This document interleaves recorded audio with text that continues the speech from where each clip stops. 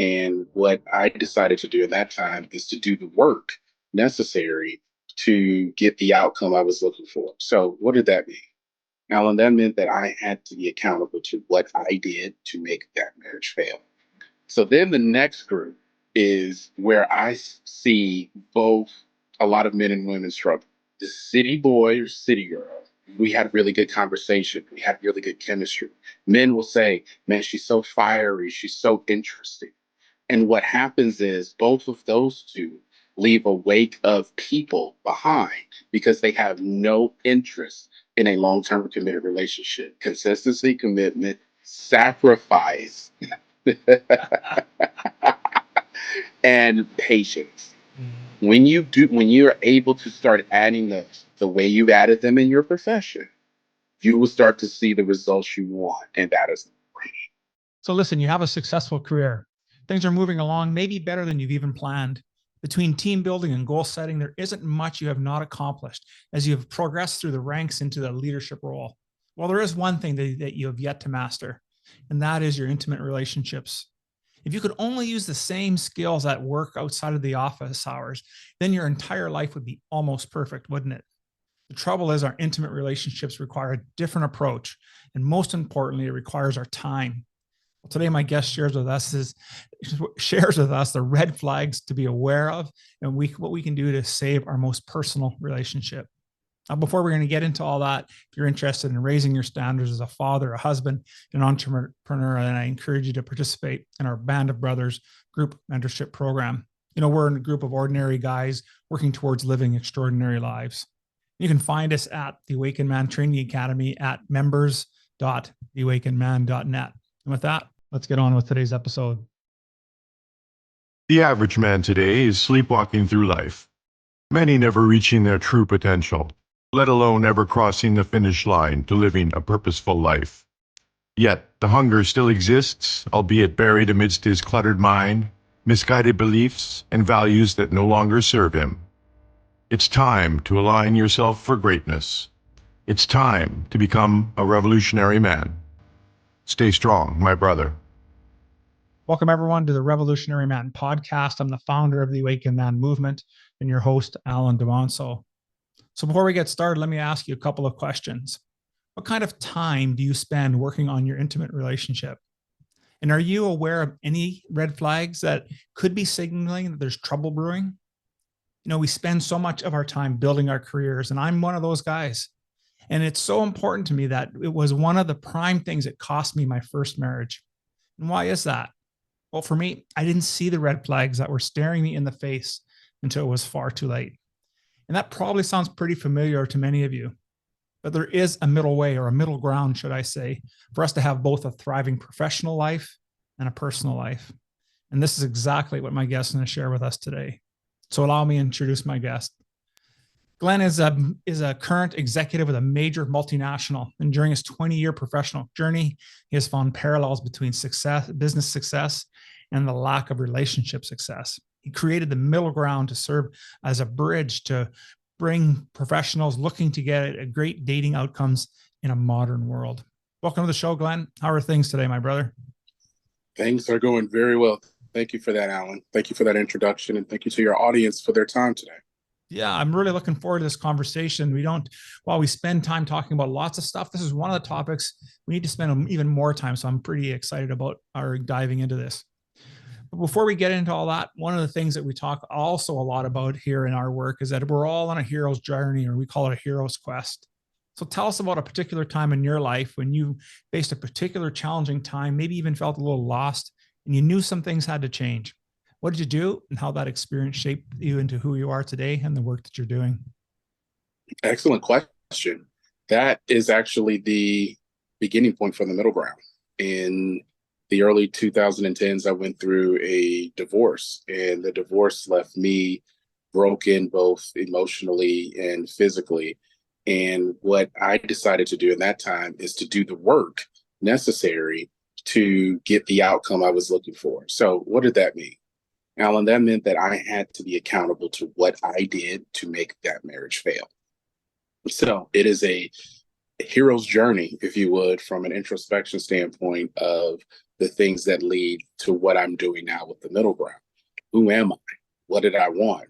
What did I qualify for? And what did that person want for me? So I had to do the work to recreate myself to be that version of a man that I felt a woman would want and would ultimately provide and give herself for. So that journey was 2 years of hard work. I am an advocate and a proponent of therapy. I believe that if you're going to subscribe yourself to a coaching program, at some point there may be a trauma that requires professional medical help, and you need to get that. So I went through that. And from that, I came up with what was the first version of this book. It's not the version that was released and not the subsequent versions that will follow in part 2 and part 3, but it is exactly what has shaped the middle ground. As I just said, I did not know who I was. I didn't know what I wanted. I didn't know what I qualified for, and I did not know what I qualified for wanted from me. So I created this program after going through that process and, creating articles and working on social media at the, early social media at that time to try to get some traction. And I found parallels with what I went through with individuals who were having the same professional success. So I started coaching to the total man or the total woman instead of focusing on the outcome desired for production and whatever business or organization I was a part of. I started coaching around the person. And what I found is that the techniques that we try to deploy for professional success are not the same techniques that have a great relationship. We learn and are willing to subscribe to a strategy to make our business, to make our career grow, but not for our relationships. And that was the beginning of the middle ground. Hey, outstanding with that. And you bring a lot of great points there. And one of the ones that I noticed, I liked how you use the word total man and total woman. And it's a great way to put it, because I think we're in a society, in a position today where we have just aspects that we're dealing with. There's that toxic masculinity, the Me Too stuff, all of that, but we don't look at the entire person, the man as the individual. And likewise on the female side, then it's about, well, what's the body count, and we're not looking at the total whole picture of the individual. And so we seem to be at this crossroads, right? Because I think, some of the understanding that, I haven't been married for 25 years, but as I was doing some research to get ready, it seemed to be at a crossroad where women still want a career. They want to be independent, but yet it sounds like men are still looking for a bit of that traditional woman part as well. So what is the answer to solving this conundrum? Well, there was a big conundrum in that. And I think the audience will agree because they're all living it and we have all lived it as well. I think what I subscribe to in the middle ground is that you have to know who you are, know what you want. What that means in chapter 2 and chapter 3 of part 1, talk about the 6 types of men and the 6 types of women. What I find is that the biggest challenge to having the relationship outcome that we want is people are completely misaligned. So you brought up a couple things that will lead into chapter 2 and chapter 3. So first you said we have a lot of men who are looking for tradition. You're absolutely right. There are a lot of men who are looking for tradition. My question to men who say that, what do you qualify for? Do you qualify for tradition? The traditional man is a version of a man, one of the 6, who is all about protection, profession, providing, priesting, and being that person who leads that family. That man is always looking for a traditional woman. How many traditional men go for a modern woman? And a modern woman wants a 50-50 relationship. The outcome is going to be this desire for what was traditional, but the input is very modern. And traditional men do not want a 50-50 partnership. So I coach men and women. If you hear things such as partner, togetherness, working on it, be my ally, be my person, that's a very modern way to look at life. And modern is only the last 45, 50 years. And so with that, you have to go into the relationship understanding who you are and what you want and what you qualify for before you can even have a conversation about having success. So I think that's the first part. I think the second part about women saying that they want a career and wanting independence, I don't think if my grandfather had the choice, I'll back it up. As I talk about him in chapter 1, he probably would have loved for my grandmother to work. He has 7 kids. He paid for the house coming back from World War II. He probably would have loved that if he was still alive today. But the reality is, he did not have that option. And the work that my grandmother did, both grandmothers specifically, was to be in support of. They had a very traditional role and traditional arrangement. How can you have something traditional if you've never seen something traditional? I use the analogy all the time. If there's something on the floor that is crumbs, how do I get it up? If I bring in a vacuum cleaner that you've never seen, how the hell do I expect you to use it? So I'm saying, get the crumbs up with the vacuum cleaner over there. And then the other person is looking like, what's a vacuum cleaner? And so that is how we are really looking at relationships. And I believe that is part of the crossroads that we see. But I coach men and women to be aligned with the person that they're most like. Oh, that makes a lot of sense. And thank you for bringing up about the 6 types. I wanted to get into, briefly a little description of what those 6 types are. Because when I was looking at that, it kind of resonated a little bit with me, similar to what maybe an attachment style is, but maybe different. So you mind talking a little bit about what the 6 types are of each one and how that interacts? Yeah. So I'll do it in a way, I think the best way to describe it is by describing them both. So we say that there are 6 types. So the first is going to be a boy and a girl. Those of us that have children, we know what a boy and a girl are. They're playful, they're joyful, they're jovial, they're innocent. They are not ready for real responsibilities. They're about adolescent pursuits. Boys and girls are not ready for anything serious. So when you meet a boy or a girl, you need to leave them alone. So then the next group is where I see both a lot of men and women struggling. The city boy or city girl, or F boy or F girl. These are the people that are attractive, they're loud, they have charisma, charismatic. When you have conversations with them, women will say, we had really good conversation, we had really good chemistry. Men will say, man, she's so fiery, she's so interesting. And what happens is both of those two leave a wake of people behind because they have no interest in a long-term committed relationship.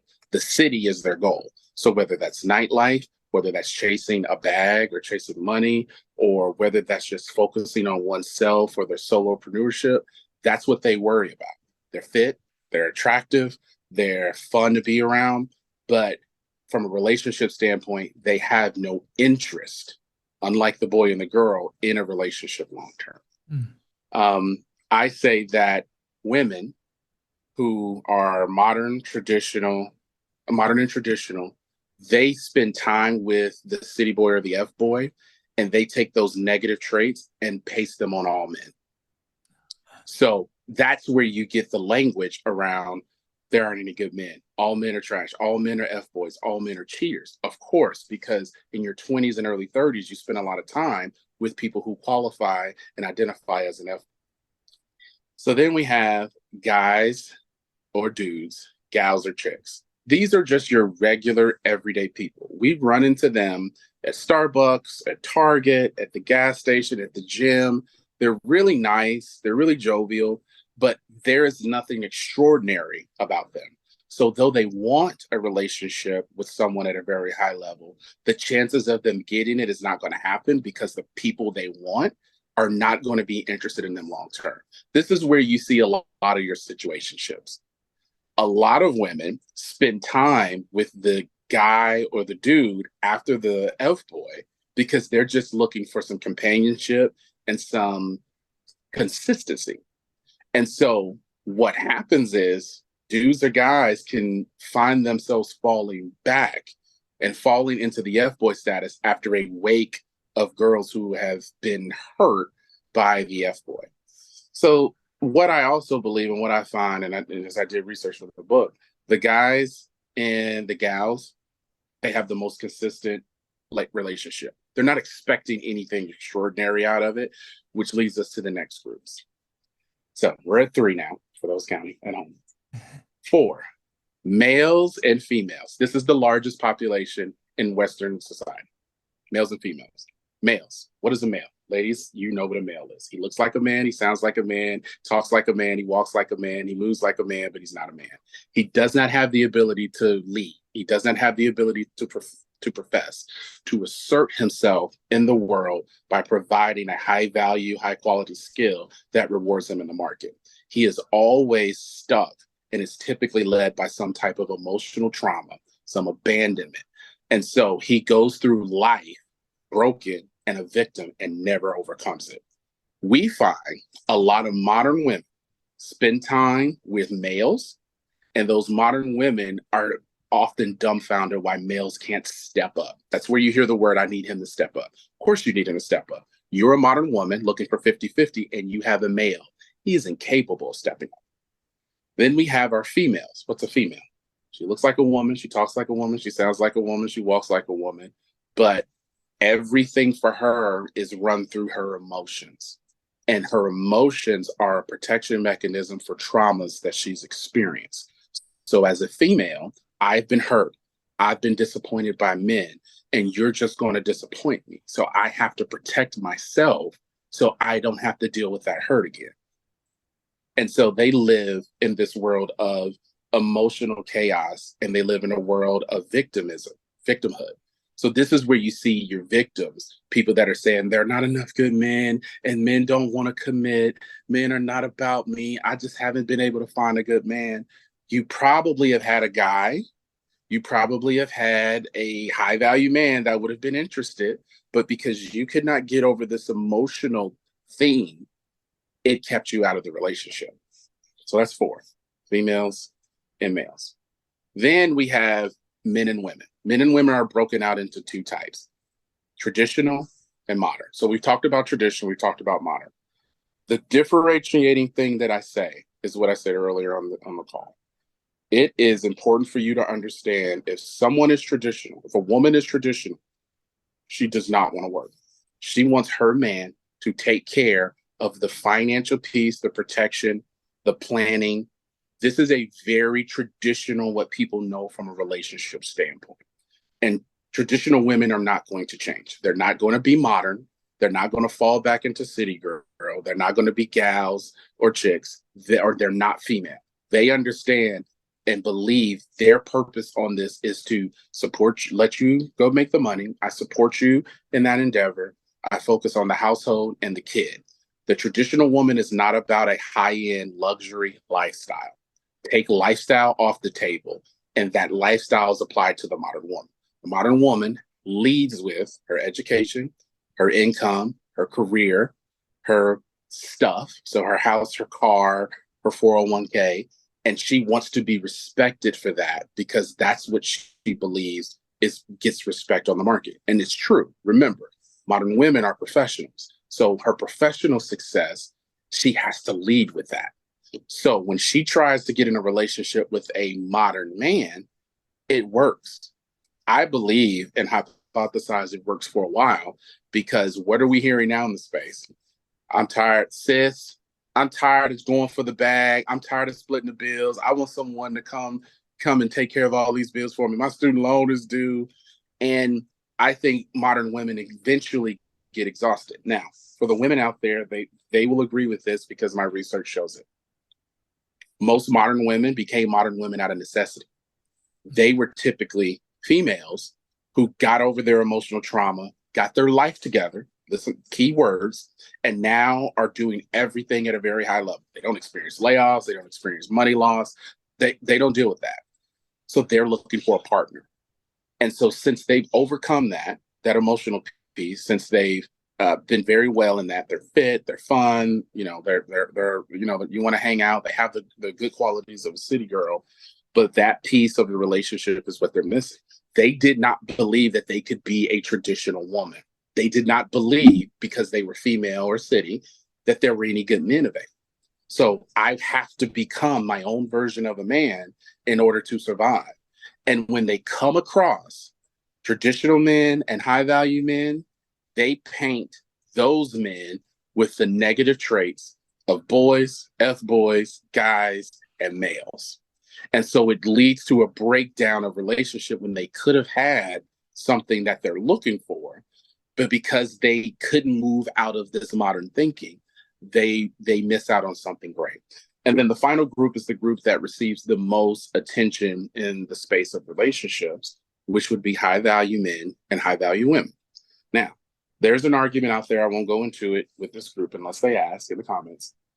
But high value men are not automatically people just based on money. They're not men based on money. I take out the fame component: athlete, entertainer, preacher, politician. If you're in one of those four categories, the reason I take you out, your relationship opportunities come different, they look different, and they're managed different. So I tell women, when women say he's a high value man, what does he do? Well, he's in athletics. What does he do? He plays for a team overseas. He's not automatically high value. There are other characteristics that come in: high character, high regard, one woman, focus on the community effort and long-term legacy building. And the most important factor, there is a number of high value men who consider this person a peer and is useful to the group. So that doesn't sound like your athlete who just signed a $22 million deal. He's an athlete and he can become high value down the line, but it takes time. You don't meet 22, 32, 39-year-old men who are high value. You meet men that are older who are high value. And what do they wait for? The key phrase, wait. They wait for a high value woman. They're not going to settle for a city girl. They'll play with her. They're not going to deal with the female and her emotions. They're not going to negotiate with a modern woman, and they're not going to accept what a traditional woman is offering. A high value woman has the same character that we speak of, but they are 100% focused on helping and ensuring that their high value man reaches his purpose, because high value men are focused on purpose and it's a selfless endeavor. They are considering how a city, a state, a country moves, how a corporation moves. These are not people and numbers on a spreadsheet. These are households that I'm responsible for. That's how high value men think. And high value women are in awe of that and support that thinking. So I say that high value men and women are less than 10% of any market at best. And really, if you look at the numbers now, it's more around 7% at the maximum. So when you find people across the six, take out the two for men and women, we find that the majority of the men will fall into categories of F boys. They get the most attention. High value gets the most admiration. Males have the most relationships and number of relationships. And then we have modern men who are the ones that are pretty much running into relationships. Now, that's not this book. That's probably a whole separate book. But I believe that when you find yourself in the incorrect pairing, there are a number of things that come out. And then what I'll tell the audience today and tell you, Alan, is that is typically what we see in today's current dating environment. People are misaligned, they are misinformed, and then they're having unreconciled outcomes that lead to failure. And so the whole institution of dating and marriage is no longer important because it doesn't work. It doesn't work because it's about people. People are the input in the relationship, and we have to make sure that we know who we are and what we want before we can even talk about qualifications and what that person is. Excuse me, that makes so much sense what you're saying there. And what I really like about your work is that you've taken such a different perspective. And really, it looks to me, it's an evolution of maturity and consciousness for both sides of the equation. And so the question I have for you is, that something that's possible for us then, that we can go through this evolution? Or are you finding in your experience that people tend to get to a certain stage, for lack of a better term, and then they just stay there?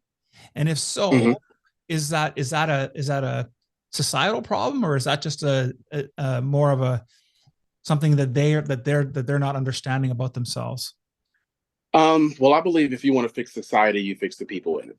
So that's just kind of my belief. But I think that we have gone away from people growing and developing, if that's your question. So it used to be in the community, we would have families.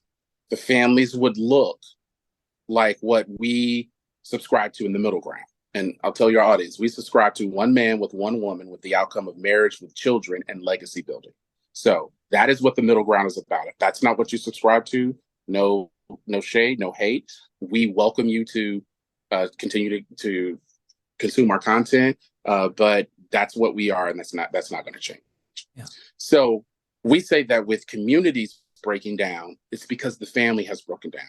The family used to hold everyone accountable. I'll go back to the example of both my grandfathers. They came back from World War II. We lost 2 million men in World War II in America. So to come back from that is a miracle. So they came back. They both purchased homes in the same neighborhood, coming from the same state in the South. What they came from out of the South was systemic marginalization, where they moved into a new place where the systemic marginalization was now cloaked. And they thrived in trades. They were a part of a lodge. They had a community. They both had 7 children, and they married one woman and stayed with her and died.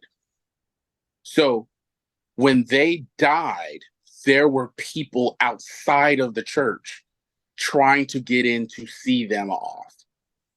So what happened between coming home from World War II and death? Life. And what happened? They evolved and they developed as men. Their women evolved and developed as women, and they were able to prosper. They did not have security systems. They had a gun. If someone tried to break into their house, they would sit them down, sober them up, beat them up, and get them back on the street. They had a great standard of living, but what they had is accountability within the community. You could not run around with another girl without the community knowing and it getting back. So there was no flued out culture as we see. There was consistency and commitment, and this gets lost in the translation. That's because they did not have that opportunity growing up. So they wanted to make sure their children have it. I believe when society stopped progressing is when people stop progressing, and the breakdown of the family unit has helped break down the community aspect of it, and we just have a bunch of neighborhoods. And so people are not held accountable. If you try to hold someone accountable today, even in the corporate environment, it's going to be a struggle.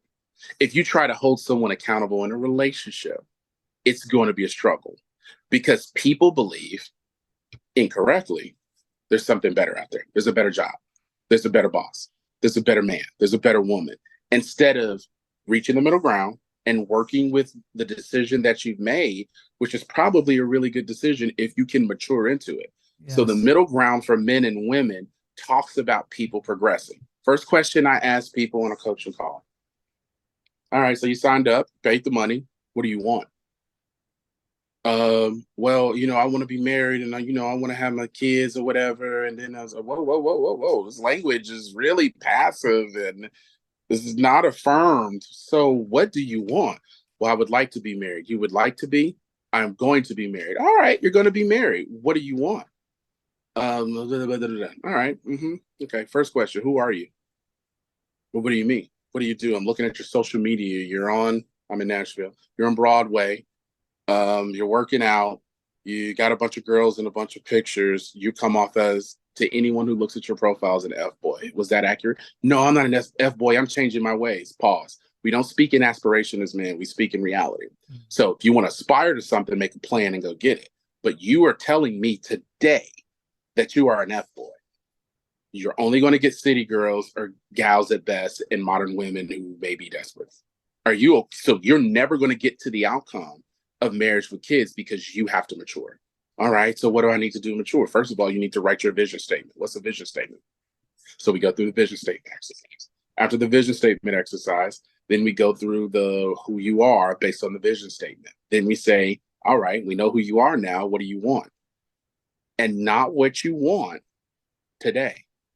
Because today is typically what you wanted 15 years ago. Perfect example. I said I went through a divorce. Who I picked was what I wanted at 16. No wonder it failed. I was 16 years old when I had the vision of what I wanted in a wife, and it was immature. And it's no shade to who she was or at that time. It was all me. So of course it was misaligned. So who was the vision, not who you wanted today or who you wanted 15 years ago? Who do you want to be at 65? You're 28 years old. Tell me. Well, I don't know. All right, we need to spend some work getting, you have a vision statement. What do you want your life to be? I use the example. I said, coming out of my divorce and after doing the 2 years of work, I wanted to have multiple children. I wanted to have multiple grandkids. I wanted to be in great health. I wanted to have family land, and I wanted to be located somewhere in the Southeast. So I started making active steps towards that. When I started talking about what I want from a significant other, I had a list. Mm. And this is where I disagree with the market. You people shouldn't have lists. No, you have preferences. You need to have preferences because when it gets hard, you need to be able to know, all right, I picked this and these are the 5 things that I really like or love about this person. So what do you want on them? And then let's backdoor into who you have to be in order to get that. Because if you want a woman who's going to give you 4 kids where you can focus on your profession has to provide for 4 children. How much does it cost to raise a kid in Chicago? I don't know. Okay. 4 kids. Oh man, that's a lot. Okay. Well, you're going to have to make a lot of money. Do you want her to work outside the home? Yeah. What percentage of bills would you like her to pay? How long? For the lifetime of the relationship? Probably 50%. You want a modern woman. A modern woman's not going to give you 4 kids. Sorry. That's how it works. And then so this helps people through my view and estimation, this gets our community back. Because I don't think anyone plans on when they go to Broadway on Thursday night to do that in perpetuity. You have to eventually make a decision to get out of that. And the hope is, and at the middle ground, is that we can move into a long-term sustained relationship that leads to marriage, leads to children. Absolutely. I think so profound with that there, Glenn. I really like that. I like the idea of what you were talking about was really about getting them to understand, and I wanted to dive into a little bit as well, is really understanding who they are. And one of the things that we say in my work here is that we know men are ready to change when they're ready to take responsibility for 3 things in life. First thing is they're ready to take responsibility for where they are. In other words, have a look around you. What does your bank account look like? What does your lifestyle look like? What does your relationship look like? Because you are where you are based on all the thoughts that you've had and the actions you've taken up to this point. So take responsibility for where you are. Then take responsibility for who you are. You are that person. And in order that has produced this.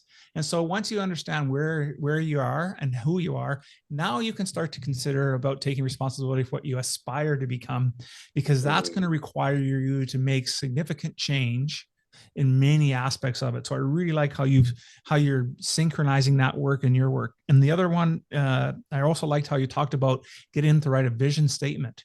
The idea of having somebody get clear on what they're looking for, as opposed to just, shooting darts in the dark and wondering why the relationship isn't working out. And then the other part, the last part that I jotted a note down here, was getting a list of preferences. I think it's so profound, because when the going gets rough, like you said, man, if I only had 1 or 2 things to check off the list, no wonder the relationship is going to struggle. But if I had a list of 10 or 12, and my wife is able to check off virtually all of those, when the going gets tough, guess what? We both actually now have something that we can lean into. Whereas if we didn't have that as a preference and we were using whatever other mechanism to decide, it's social not a media. wonder we're struggling. That's what they use. They use social media all the time. Absolutely. Totally. So I'm glad you're getting into the book. I really wanted to dive into your book as well. And you've already been talking about, there's 4 things that you're teaching us that we can learn from it, right? Is identify what we really want, recognize what you qualify for, you mentioned, and you've gone through the list here. And then you get crystal clear on what you want from others and find out how to get it. How do we even go about doing it, all of that? What's the process that you would take somebody through? Yeah. So the process, I have been told, and I agree, book 1 is triggering. Book part 2 of the middle ground, how to get great dating outcomes, is that work.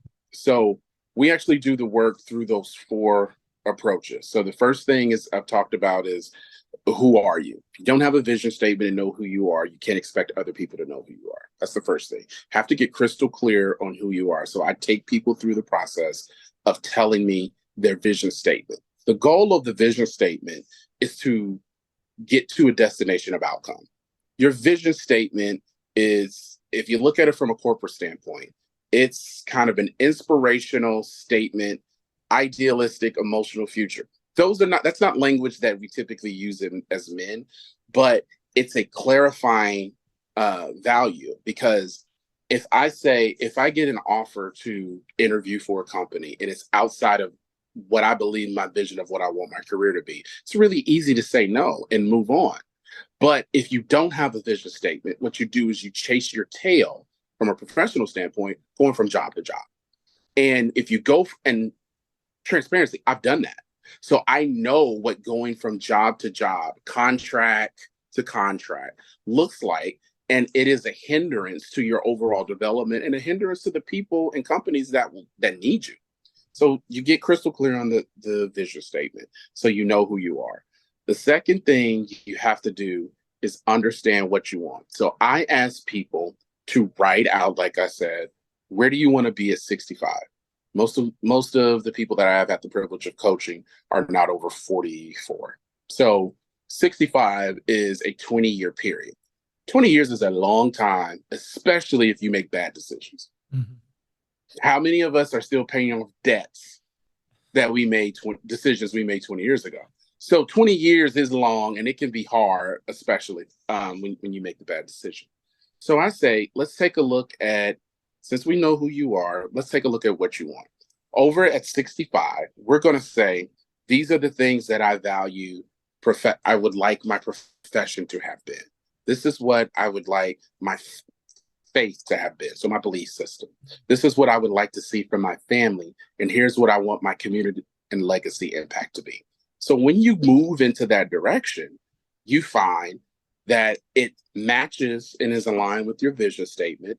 We know who you are. We know what you want.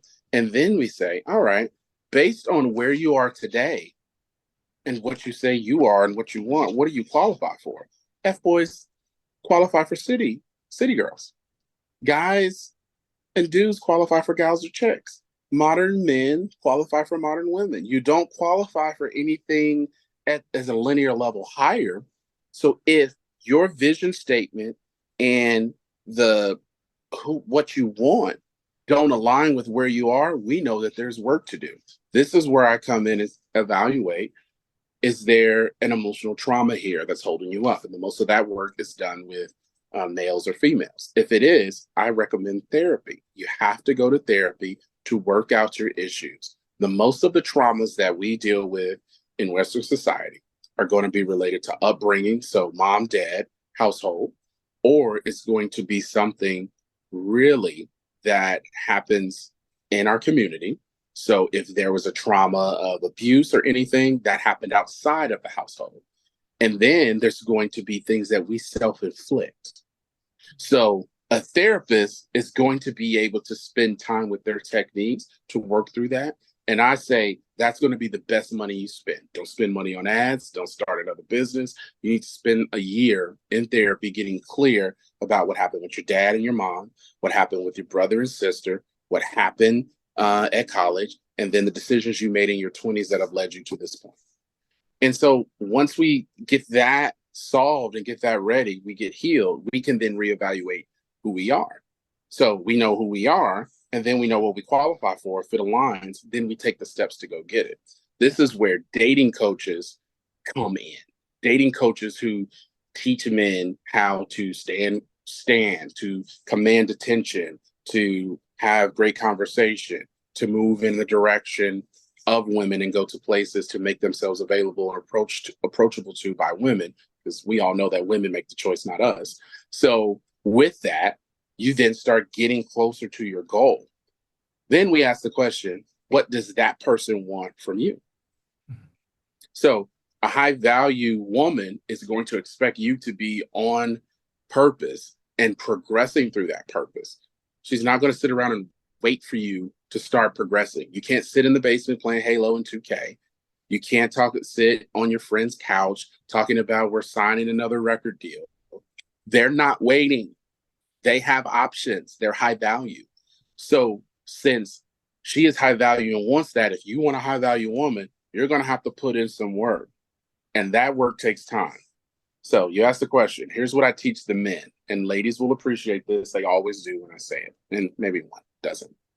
I tell men 18 to 22, put your head down. I don't want to see you up. Now, I know the reality is that's only going to be 5% of the market that listens to that. But I say from 18 to 22, you should be working on a high value skill. What do you do at 18 to 22? You develop a trade. You go to work full time for your first job. You go to college, community, or regular, or you join the military. Those first 4 years in the military are like that of being in 4 years of college. You are supposed to grow and develop yourself. You're supposed to submit yourself to education, submit yourself to a job, submit yourself to a military call. And when you do that at 22, you will no longer be a boy. So at 22, you can, based on what decisions you make, will determine what type of man you are at that stage. So you can say, all right, I'm 22. I'm out of college. I have my bachelor's degree in marketing management, and I want to do sports management. Okay. What job? What do you want to do in sports management? Oh, I kind of want to work for a facility. So you want to go into ticket sales. So you go to your local college, you go to your local small time team, you go to your local, hockey, minor league baseball, and you go do ticket sales. You do that for 2 years. You need to do that for 2 years because the reality, men, is what I say, is your 20s are supposed to suck professionally. Don't look at tech. Your 20s it's supposed to be language. You're supposed to eat a lot of shit in your 20s. The reason is it builds your character, it builds your grit, it builds 100%. Your consistency. You start growing in the area. So you wanted to go into sports management. You think you're going to be able to have fluff and be soft and fluttery when you deal at a higher level? You're not. So 2 years there, you take another job with an NBA or an NFL team. You do that for 3 years. And then at 28, you're in your first promotion, real promotion. So not a market manager, but a manager. And then you start dealing with larger programs. You go from production to programs, and then you go from programs to people. And when you get into people, you start dealing with all the things you had to do. If you've never had to do that, you're not going to know what it's like to have to hit quota. Not going to know what it's like to prospect. You're not going to know how to work with people within the facility. You're not going to know where seats are. You're not going to be qualified. But now you've done all that. I was productive. I dealt with a couple of programs related to some community activation. Now I'm managing people. So then now you're 28, 33. You spent 18 to 33 focusing and developing. You now have a high value skill where you can do real people management. You can go back to production if you need to, if times get tough, and you can also manage programs. You are a valuable asset. The market will reward you. Don't look at what LinkedIn and the news says. There are people hiring every day, and if you can show them linearly how you develop, they will hire you. I'm constantly hiring people. So then as a man at 33, ladies, he looks up. He goes back to homecoming. He goes to a community event. He has season tickets to his favorite team. And he starts to look, you know what? It would be nice. I was with Glenn and we were talking about the middle ground. It'd really be nice now to really settle down with someone. And I know that at 65, I'd like to have at least 2 kids. I'd like to have a couple of grandkids. I want to stay in this area. It'd be really nice if someone that I met went to my school, blah, blah, blah. Go to homecoming at 33, single, childless, great career, story to tell, high value skill. You're not going to choose city girls or females. You spent the last 15 years developing yourself. So you're not going to waste it. And so at 33, if I am a woman at any age, and I don't like to use the age thing, but let's say I'm anywhere between 24 to 33, and I see him at homecoming, he is a catch. He's looking, he's ready. He has a plan. He has a vision. I can subscribe myself to that vision. I talk about in the book about the helper and the leader. I say that in the best relationships, we see men leading and women in their comfort position of helping. My wife leads on some certain things in our household, but there are things that she has agreed to and things that she wants to do. But overall, she will agree. She's like, "No, you're the leader. I'm here to help." And that type of thing is what I talk about modern women really want to subscribe to, but they didn't see it. So just imagine if at homecoming we had 50 guys, all 33 through 35, that went through this process. Women are going to shape that up. Yeah. They're going to make sure, okay, I'm coming to homecoming. I'm not coming there just for a good time. I'm going to be able to find me a man because these guys are coming back to homecoming ready and they're looking for wives. So the whole purpose around that word, ladies, it's easy for you to sign up for that. You're not signing up for F-boy. You're not signing up for male. You're not signing up for guy. You're not signing up for a modern man who doesn't know if he wants to do 50-50. You're signing up for a man. There's never a question in that environment about 50-50. There's never a question about who leads. There's never a question or anything that she has to worry about. And then I also throw this in. There's no cheating there. Because everyone's concerned about, I don't want to get cheated on. You hear in the space, I don't want to get cheated on. I don't want to get cheated on. You're getting cheated on by the F-boy or the male who's unstable. Men who are 33, who've worked for 15 years to develop themselves, don't have time or interest in that. And when I tell women that, they're like, what do you mean? And the men are like, I try to tell my girl all the time. I'm like, I'm not interested in any other woman. I'm focused on the future. What's wrong with you? So it creates the mindset around consistency and community that I spoke of earlier on our call, that by men doing that work and women subscribing to that work, it creates a great environment. Now, that doesn't mean, women, if you want your education, if you want your career, that doesn't mean that you cannot have a relationship. So let me dispel that myth. You can have that relationship. How you get your relationship is going to be different than what I just said. You are going to have to do something that modern women really struggle with. Decide. You're going to have to decide. I've spent this time in my education, I spent this time in my career, but I've come across this great man. I'm going to have to decide to let this go. And when women hear that who identify as modern, they're like, you're absolutely right. I got to just make the decision and trust it and stop holding on and stop trying to be in control. Because I never believe, and I don't like when people say modern women are not, no one should date a modern woman. Okay, well, based on what I believe a modern woman is, they're going to find someone. And they typically do find someone. But what you're talking about is high value status, and the high value status attainment takes time. And this is how men get it. It's not going to be overnight, gentlemen. I'm sorry. It's not going to be 10 years. It's not going to be 15. It's going to be 20, 25 years. And you're going to look up and things are going to get real easy for you.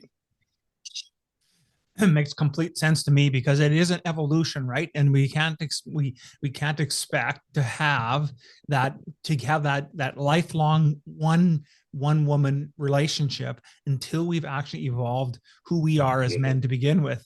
And when we get to that point, to what you're saying as well, is that the women that we're now in alignment with are also on that same path. And so we're meeting each other where we need to be in life, as opposed to trying to pretend that we're something that, and some people that we're not. And so I really like how you've laid that all out. Now, you had three relations. You said there are three relationship outcomes for your book to help men understand it. And I was wondering if you could mind sharing what those three relationship outcomes are. The three relationship outcomes for the middle ground? Yeah, for the middle ground. Okay, so the three relationship outcomes that we talk about for the middle ground, let's take off what we've talked about with kind of the 4 steps. We believe that in the middle ground, men ultimately should be looking for a relationship with one woman. That relationship with one woman should lead to marriage. That marriage should lead to children, and those children should lead towards legacy. So what I say in that space, as a man, when you have that clearly defined from a middle ground outcome, you'll be great. But I think also from a tagline standpoint, we really try to say at the middle ground, we believe that there's more opportunity than ever before for men and women related to job, money, status, success.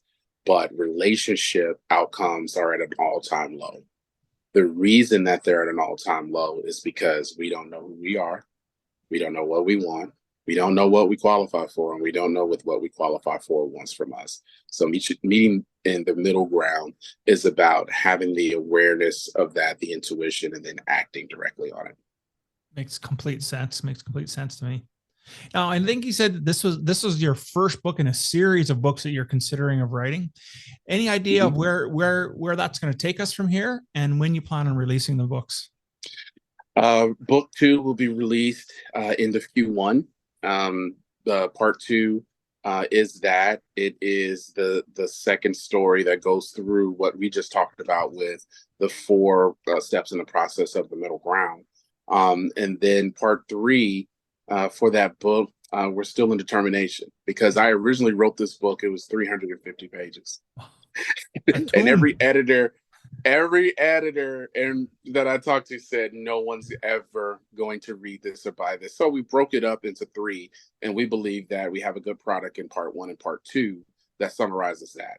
I don't know. The future is really, I mean, the world is the oyster with this. Yeah. I originally started this just as an opportunity to get a message out. I never considered doing this and being in great spaces, meeting great people like you, and connecting with audiences around the world who share the belief. So I believe we'll probably take it to the point of characterization. Nice. People love stories. They love characters. I do have that ready. It would take a little bit of the work, because, again, the original book had all of these characters to help drive home the point that I think people would really enjoy. And I hope that they enjoy part 1 and 2 as a collection once both are available.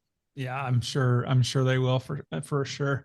I think the way you're coming at relationship makes so much sense. It's fresh, it's unique, it's different, and I haven't heard it presented this way. So I think you're really onto something here. I think it's going to do phenomenal work. Of everything that we've spoken about today, and maybe there's something we didn't get a chance to touch on, what would be your one takeaway for our audience? For the audience, I would say, don't believe that you can't get the relationship outcome that you want. The market and the content space will tell you that the voices such as Alan and mine are rare. That everyone is saying with the manosphere, the womansphere, blue pill, red pill, purple pill, black pill, orange pill, yellow pill. They're all saying these different things, and the result of it is a tear apart of the relationship, tear apart of community and family. We believe, and I believe, that you can have the relationship outcome that you're looking for if you're willing to put in the work. And the work is going to take some things that are really bad cuss words: consistency, commitment, sacrifice, and patience. Yeah. When you're able to start adding those the way you've added them in your profession, you will start to see the results you want. And that is the middle ground. Right on. That's outstanding. Listen, Glenn, I just want to say thank you so much for spending time with me today. And you've been able to show us that we can have both a thriving career and a thriving relationship. If someone was interested in getting in a hold of you and getting involved with your work, what would be the best way for them to do that? First best way, I have the middlegroundbook.com. That's our website that connects to the core 4 social media channels. The Middle Ground Book is on YouTube, on Facebook, and on TikTok. And then Middle Ground Book is on Instagram. There, on any of those sites, you can purchase our book part 1, as well as get the audio versions. We are available for purchase on Amazon. So we're on Kindle and Audible, also available on Google Play Books and Apple Books, and soon to be available on Barnes & Noble. And so we're really looking forward to that. On our website, there you can book a coaching session with me. That coaching session is 100% confidential. With that, there's also the expectation that if you join our community, you'll be able to reach the other like-minded individuals that have had the success since joining the middle ground. Right on. Well, I'm going to make sure all that information is in the show notes for today's episode, that everybody get an opportunity to reach out and spend some time with you. You brought such a ton of value and knowledge today. I'm just really grateful for Thank you. spending this time with you. Thank you so much. Thank you, Alan. I appreciate it. Thank you to your audience again for your time.